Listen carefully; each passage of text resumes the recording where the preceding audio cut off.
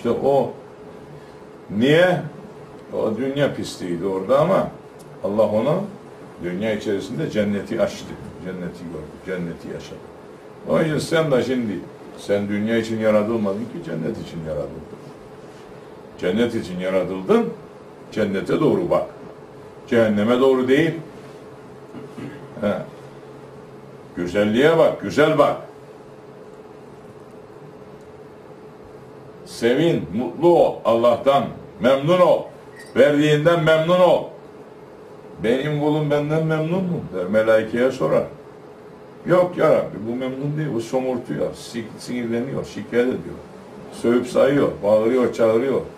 Sen biliyorsun, sen görüyorsun ama yalnız olduğunda da çeşit çeşit planları vardır.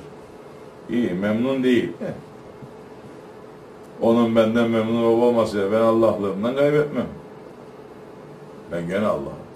Bütün bu kullar beni kabul etse benim Allah'lığıma bir şey koyamazlar. İnkar etseler de bir şey alamazlar.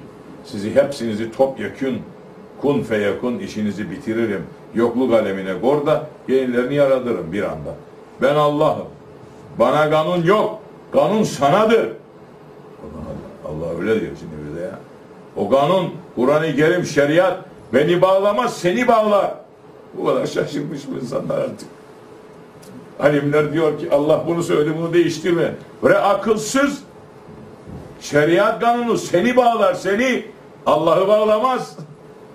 Şeriatı emreden Allah. Onun bir gün tayin etmiş. İsterse o günü şu anda bitirir. Kıyameti şimdi yapar. Sen ona niye yaptın mı diyeceksin.